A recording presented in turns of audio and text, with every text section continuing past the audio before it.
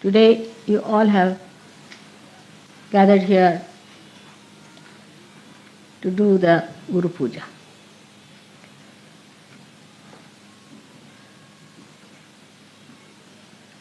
Your Guru is a mother first and then a Guru. And that has given me a greater help.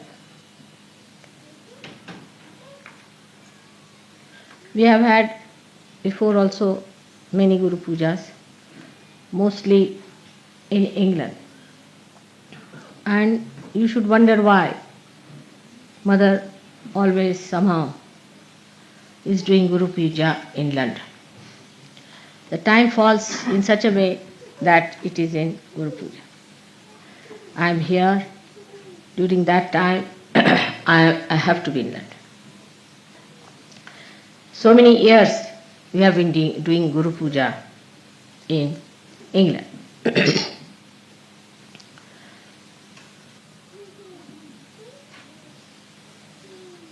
All things happen if according to Rutambhara Pragya, then there must be some reason why Mother is here in England for a Guru Puja. It is stated in the Puranas that the Adi Guru Dattatreya worshipped Mother along the banks of the river Tamasa. Tamasa is the same as your Thames is. And he himself came and worshipped here. And the Druids, those who had the manifestation of the Stonehenge and all that, are originated from that time in this great country of Shiva or the Spirit.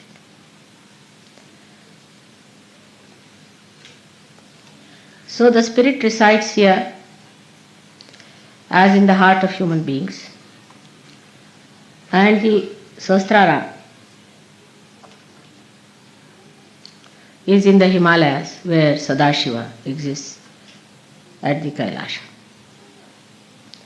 This is the great secret of we having so many Guru Pujas here.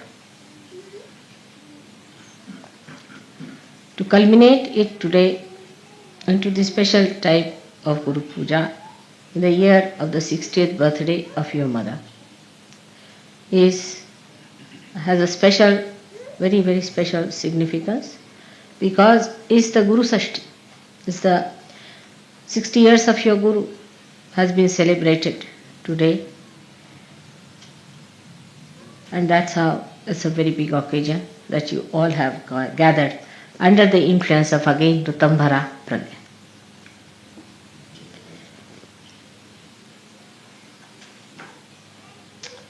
So all that has happened by the nature's own gift to you. And everything has worked out so well because that was the desire of the divine and the design of the divine.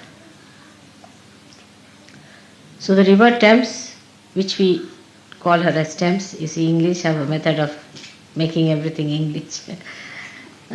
Like Bombay they made it, Mumbai was Bombay. You see, like Calcutta, like all other words were like that. Like Varanasi was made into Banaras. River Thames, which was really Tamsa, was called as Thames. Now from the name Tamsa, one should know that is a place of Tamoguna. Is a place where left-sided resided since long. So people were very worshipful, left-sided people, emotional type. And they worshipped God more than that they went into yajnas and all that. And Dattatreya lived here and meditated on the banks of river Thames. That's why Guru Puja here has to give us the great background for your awakening of the Guru principle. We have to go to the roots of everything so that we understand the importance of it.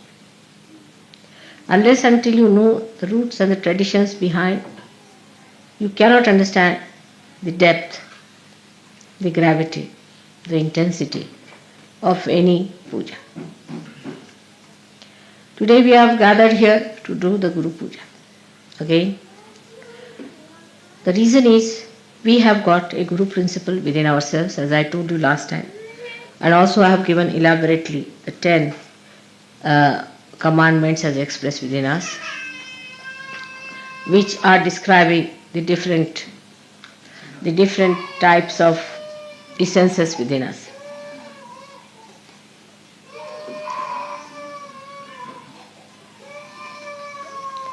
The essence of Guru Puja has to be awakened within us. That's how we are having this program here.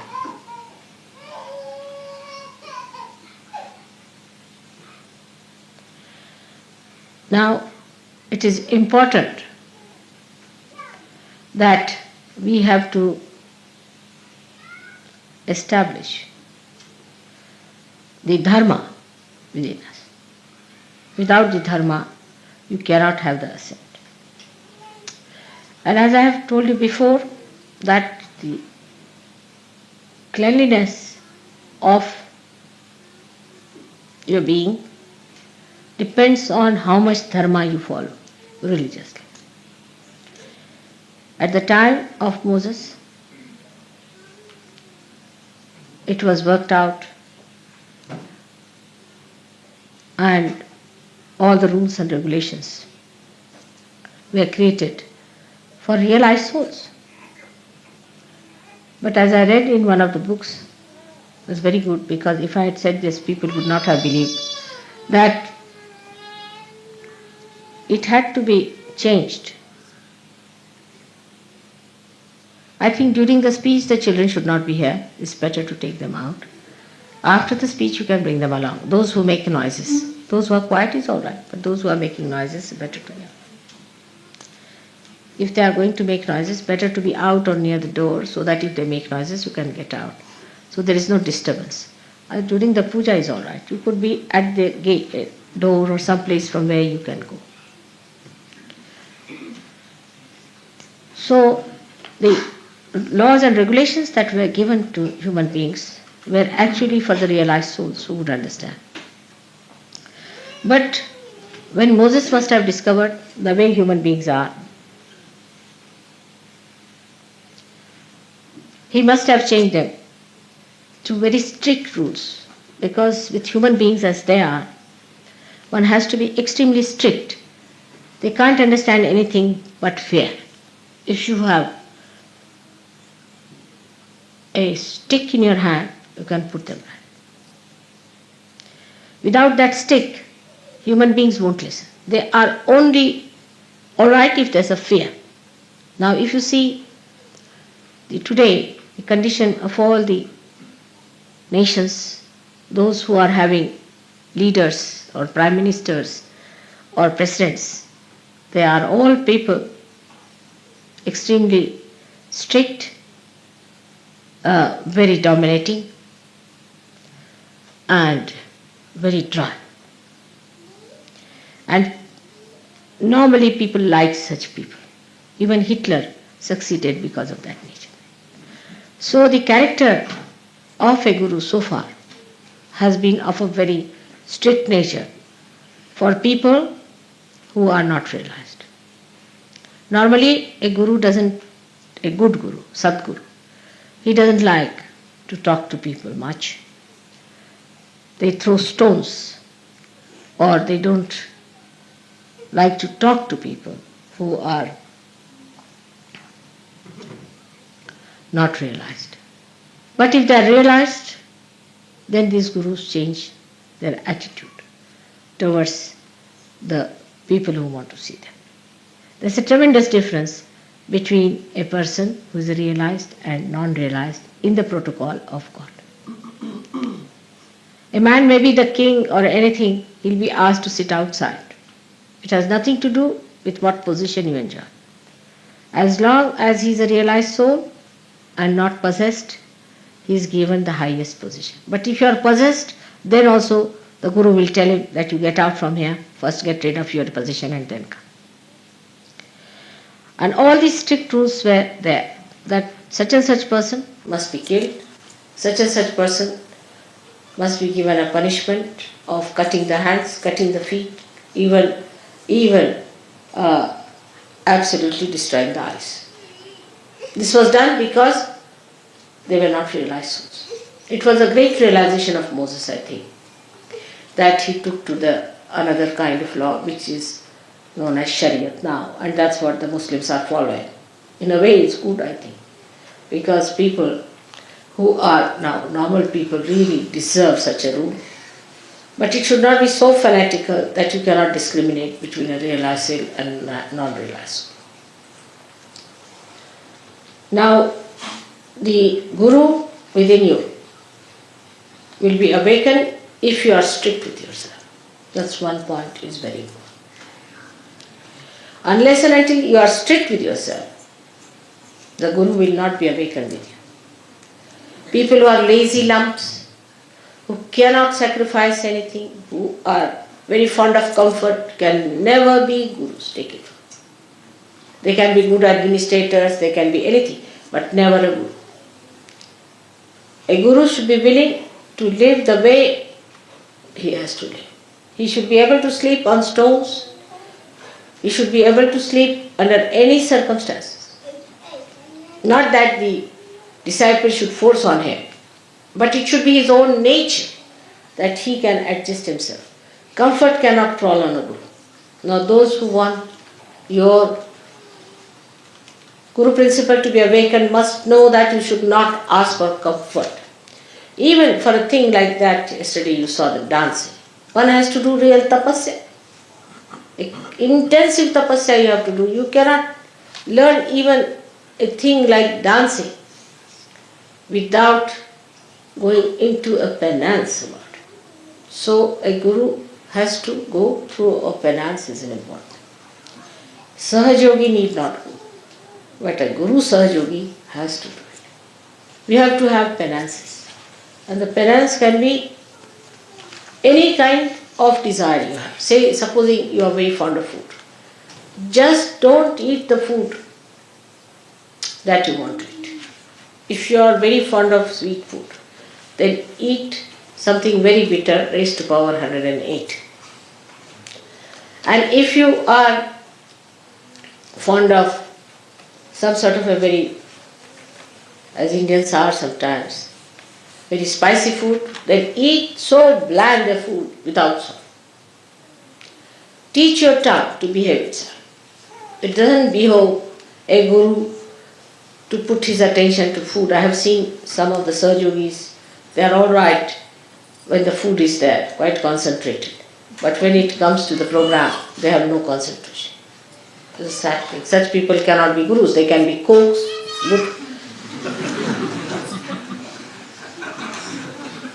or could be food tasters or something like that. We'll suit them better. But if they have to be Gurus, they must learn to control their tongue and their desire.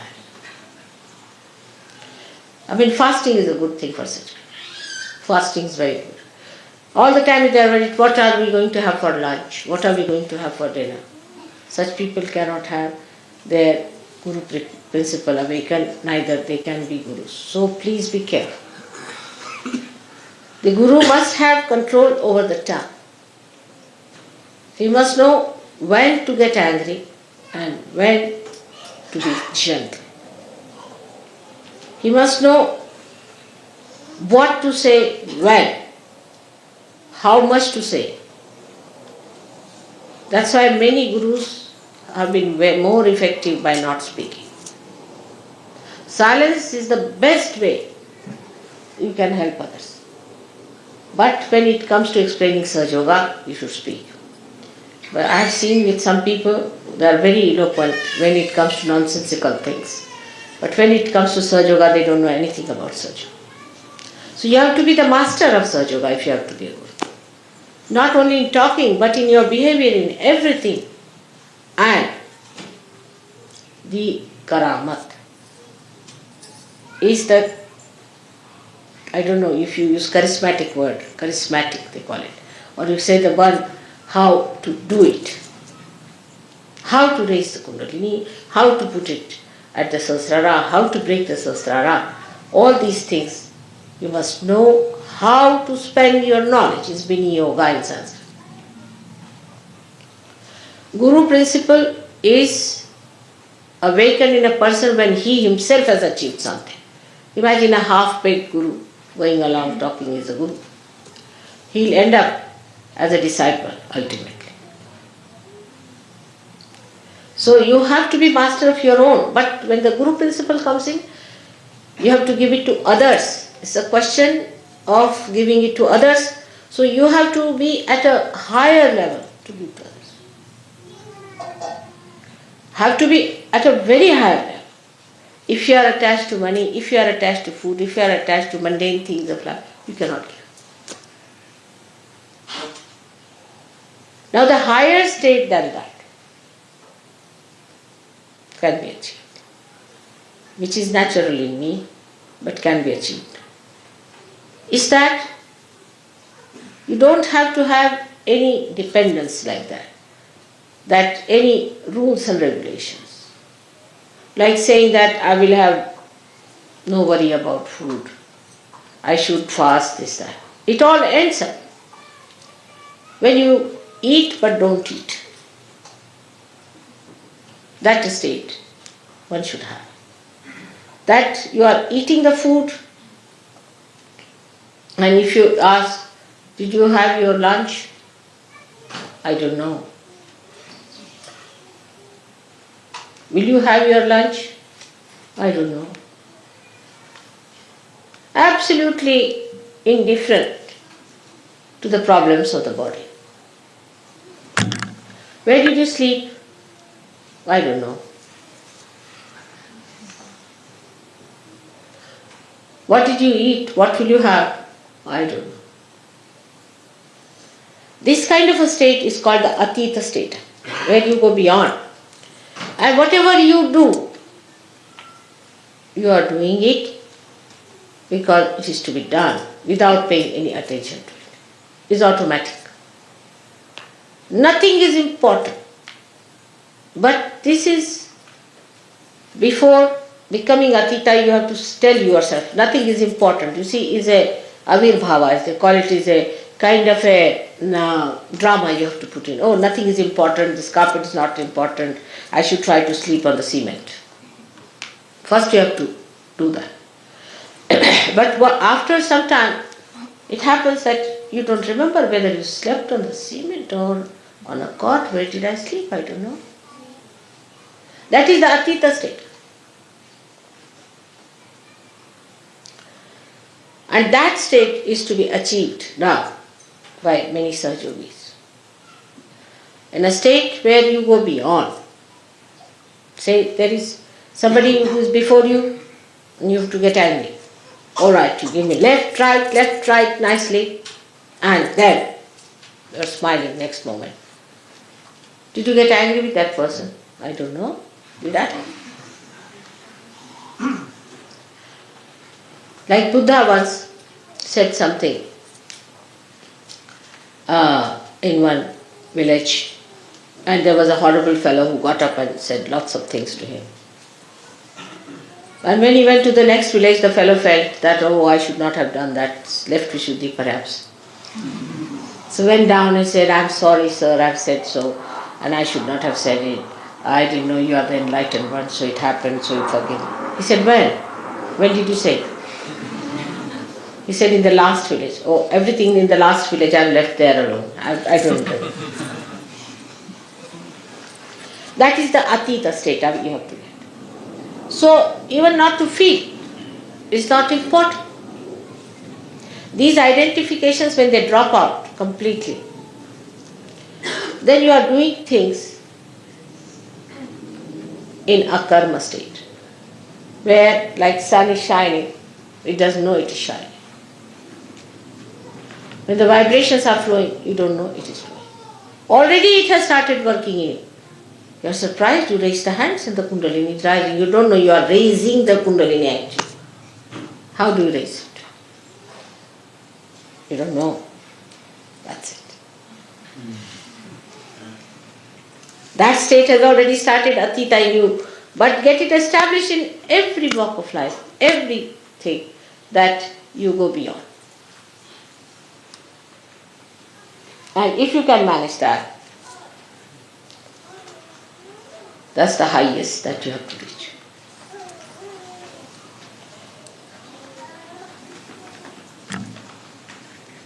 Now, with the incarnations, it's very different. It's the other way around. Everything is the other way around. They don't have to do any tapasya. They don't have to starve. They don't have to tell them. Whatever they do is the punya.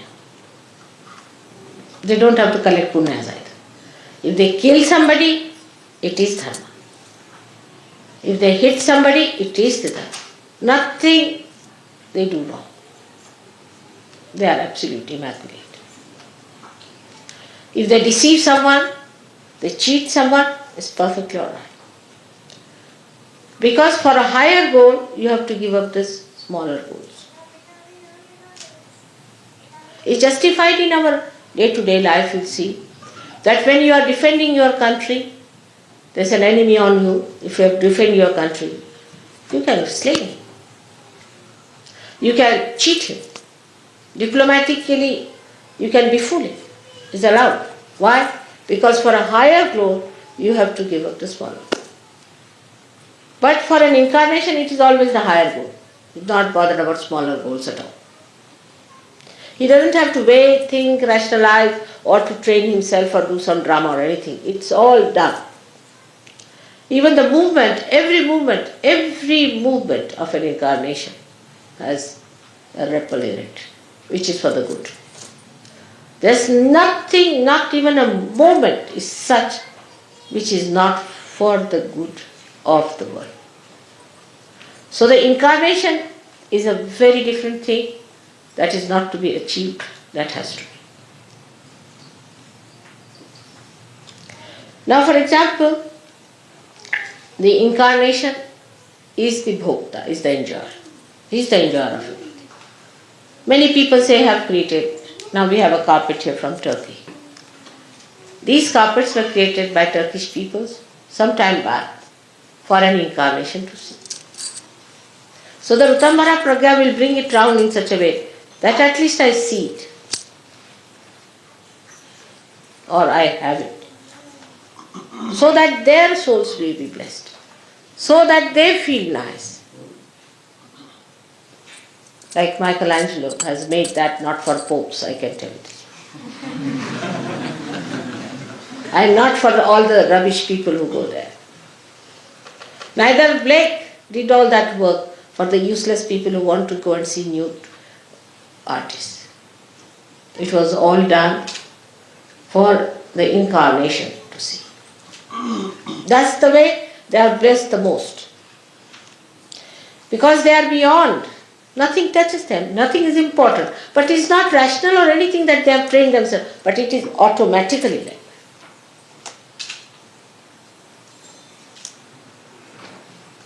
Like Sri Krishna had to marry 16,000 women. Can you imagine? In those days of monogamy, he would be prosecuted 100 times. The reason was he has 16,000 powers. And he was to be born with those 16,000 powers on this earth.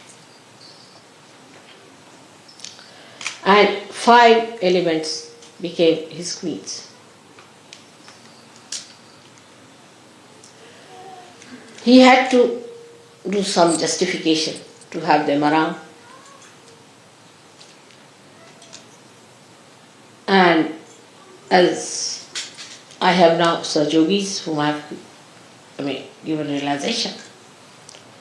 So automatically I am your mother is established. But for him there was no way out but to marry his 16,000 powers. Also he married, but he was never married. He was a bachelor out and out all his life. Because he's Yogeshwara and he's a brahmachari. Who can marry him? So for them, all these worldly things are just a drama, has no meaning at all. It's just a drama. A person who is not an incarnation should not try to be. That's not the right of a human being. Like a policeman standing on the road, if he puts his hands right, left, we follow it. But you are some madman to go and stand there, he'll be arrested.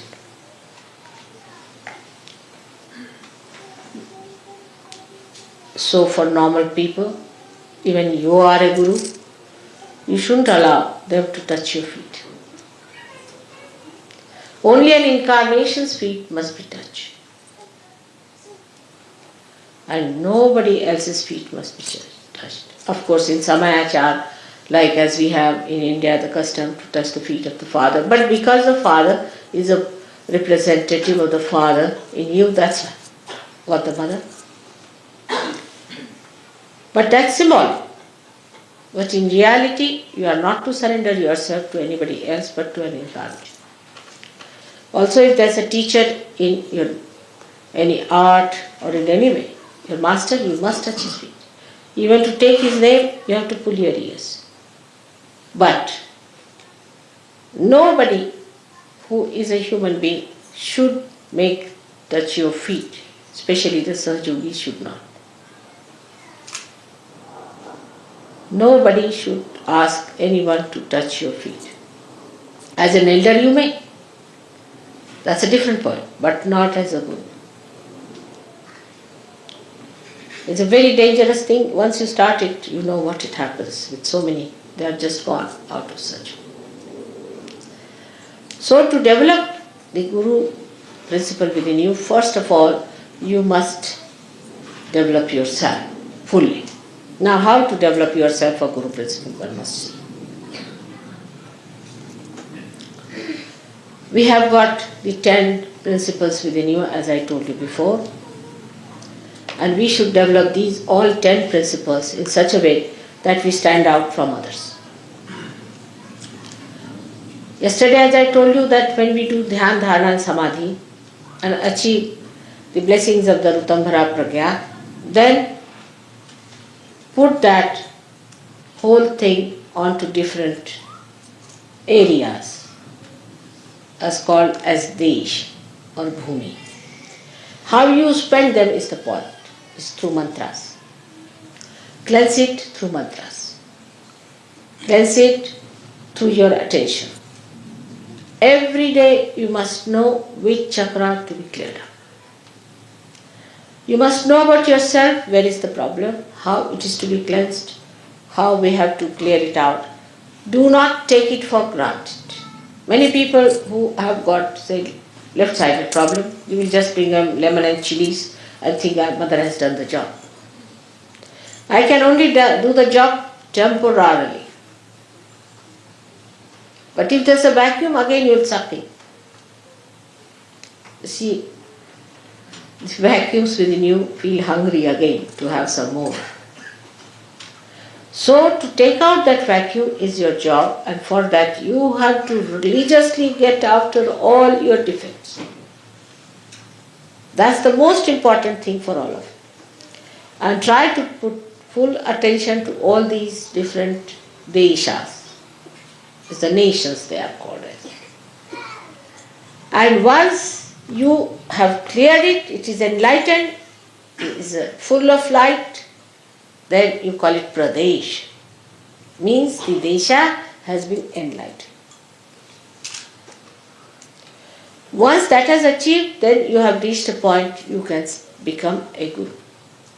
But still you are not a Sadguru. To become the Sadguru, you must achieve the state of Atita. The Atita state is such that a person who is not a good man will tremble before him. A man who is a liar, who has cheated others, will lose his tongue. A man who has adulterous eyes, who is a man without no control, without any control over his mind as far as the women are concerned or men are concerned, such a person will have shaking in his eyes. Some of them will shake. Those who have been possessed will be shaking very much. They will be all exposed before the light of a sadguru. When you achieve that, you don't have to fight them. They will themselves be exposed, and you don't have to do anything about it. One day I was told that there is a servant, lady servant, who is a very possessed person in the family. So I said, get rid of her. I went to the airport. On my way, I stopped at that house. And the maid servant just walked in. And there was a big gutter flowing. I mean, not a gutter, but an open sort of a thing. And she saw me and she fell in that. I said, oh God. So I told the driver to take the car a little ahead. And she fell in. It happens.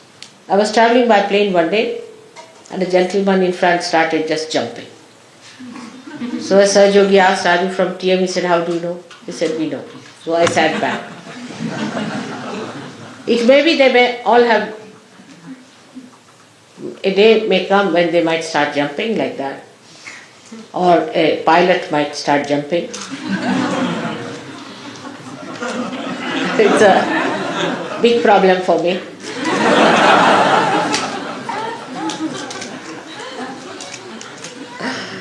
Even the lights.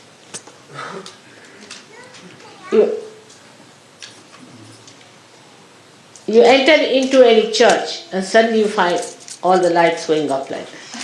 Even in big banquets, I find when I'm sitting there and suddenly everybody comes and sit down and all their booths come round, they start jumping and the people start looking, what's happening? Is there fire on?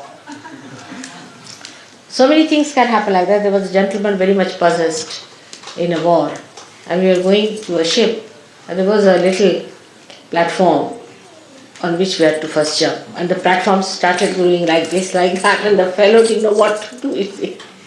He didn't understand why it was doing so. So, when you reach that state, you don't have to argue or do anything.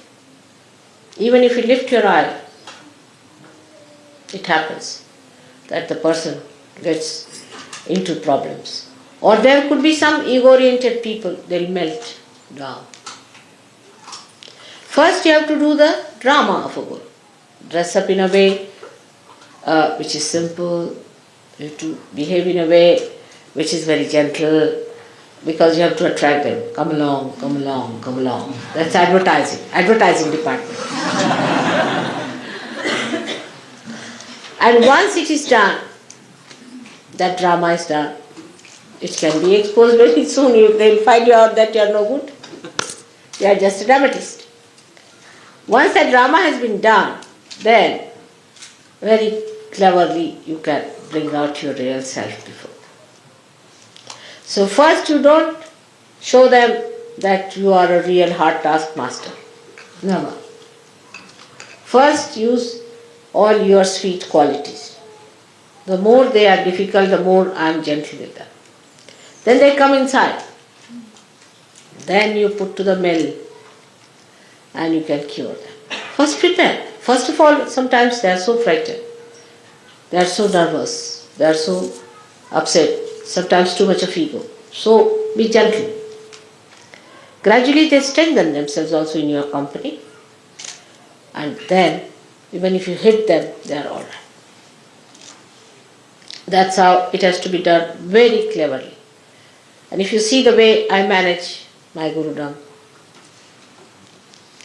you can also manage. But the key to Guru is patience, a complete patience and complete dependence on God Almighty.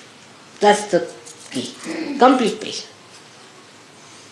First you tell them that this should be such, but they will not accept. They will argue.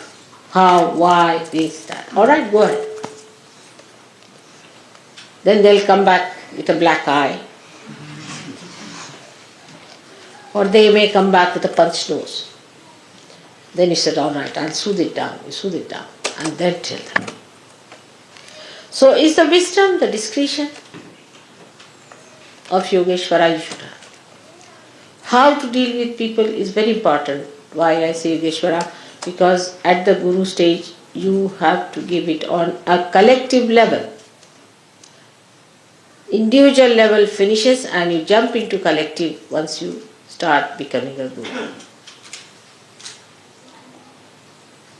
So all these methods, which I explained the other day to Modi, you can understand that the 10 of your problems at the void, once solved, you solve the 16 problems of the vision. And once 16 problems are crossed, you come to Agya.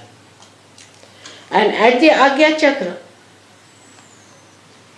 there is such a tremendous sacrifice. Without feeling the sacrifice is a waiting.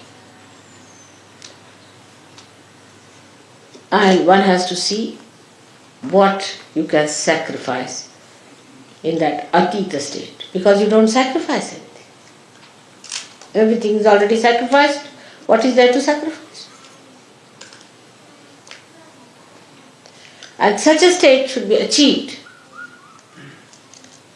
by realizing that you are realized souls, you are not ordinary people. And you cannot have ordinary, mundane types of rules and regulations. Like Yama Niyama. The Niyamas are for yourself, Yamas for others. Nothing. There should be absolute truth with it.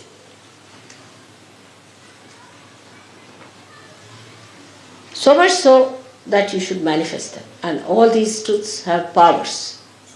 But every truth that is within you established, you don't have to do anything, they work out themselves.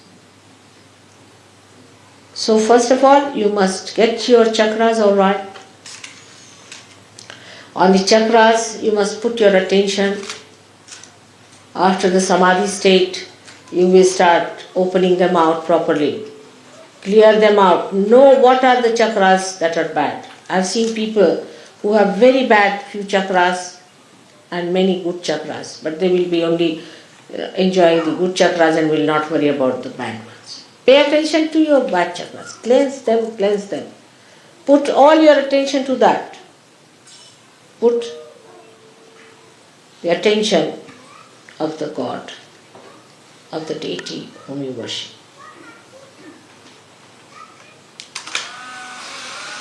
And you get the complete manifestation of their power within yourself. So clear all the chakras, all the pradeshas to be established, and after the establishment of the pradeshas, you have to establish the rapport with others on the collective level.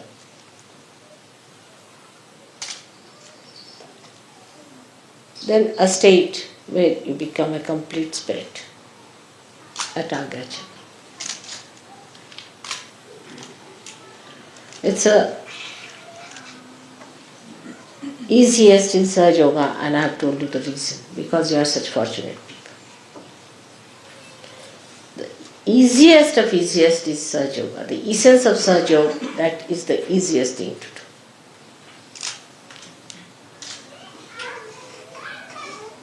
And that is why you should take full advantage of that easiest method made easy. Absolutely for you. This is the blessing of Guru Puja for you. That you all should become gurus by next year. Just you have to dedicate and say today in your heart to promise me, in your heart that Mother, not we'll try but we will be. And thrice you should say we will be, we will be.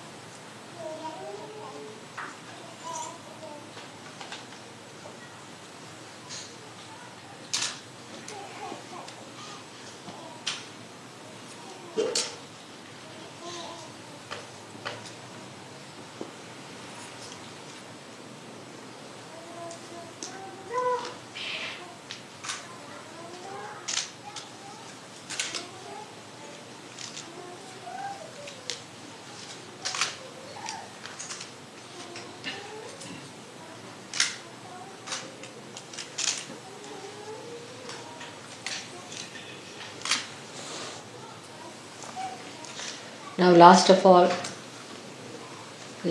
I want to tell you that now I've completed my 60th year. And no more celebrations of my birthday. This is the last. Please remember this. I've accepted whatever you said because of 60th birthday is very auspicious. After this, no more celebration of my 60th birthday.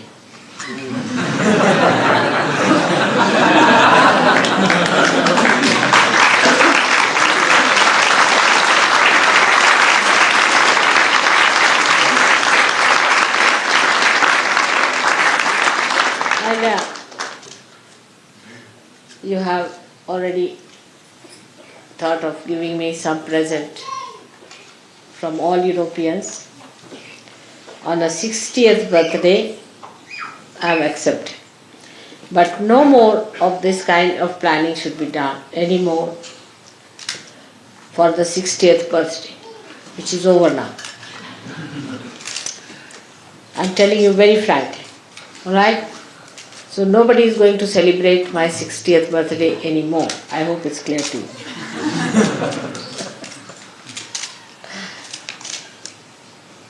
So, the protocol of the Guru and the Mother is to be understood in Sahaja Yoga mostly by experiencing. But that doesn't mean that you go out of the way to experience the other side of it. By being protocolish more and more, you'll find you'll receive much more help.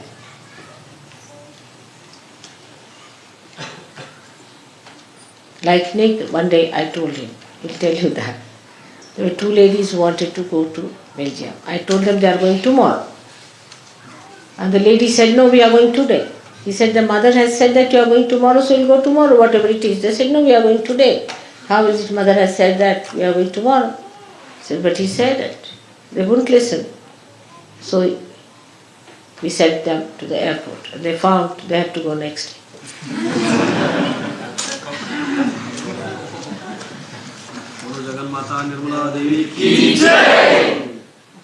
So that is how it is. That the protocol should be that, yes, mother has said it, doesn't matter. It may go wrong, doesn't matter. Whatever she says, let's obey and see. By experiencing only you will know. But in the beginning only you will say, no, we will not do this and that. It's not good. So the protocol is the simplest of simple to do. So that's the essence of Sahaja Yoga. The simplest of the simple is the protocol. If you understand the protocol, you don't have to do anything. You will grow by it automatically. But you lack in protocol, and that's how you do not know. This is the point, yes, that to grow best in Sahaja Yoga is to know the protocol, which you can ask others. With experienced people you can ask, or if you want to have your own experience, you can have. But some people try the other way around, like answering me back, saying all kinds of things. They think, let's experiment what happens. And then they break their necks and come to me for curing. So that should not happen. Experience should be for betterment. And that's how, if you can ask others, take their advice, those people who are rising higher than normal, what is the protocol? And put your attention to it. How can you improve your protocol? What should we do to observe a protocol? What wrong are we doing? Where are we going wrong? Because the essence of Sahaja Yoga today is the protocol, which should be the simplest.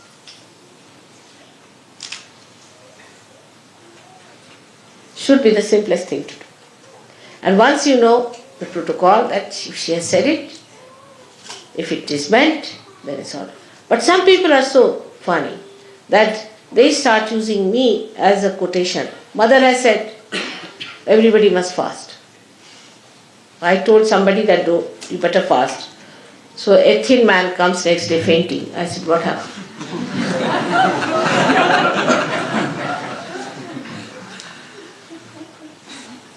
When I say something to a particular person, they just circulate it.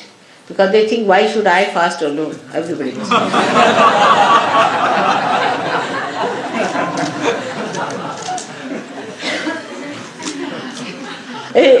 It's a big problem that they always quote me. Nobody is to quote me to others. Because one thing is important. Whatever you have to say, you put it on the notice board. Maybe with my signature better. For general and for particular, whatever I say, you should do it for particular. At least that much discretion we all should have. And try. You'll be very much helped. You'll be surprised. You'll be very much helped. Because it is for all, everything is for your betterment and a special grace if you understand the essence of protocol. So I am taking you to that point where you start understanding that nothing is to be surrendered to mother as such, because she doesn't take anything, nothing goes to her. It's only you are surrendering yourself by leaving all that is not wanted.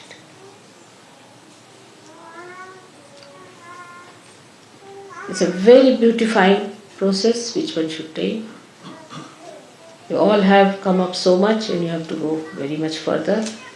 I am sure you will go ahead and will become great gurus as you have promised today by next year.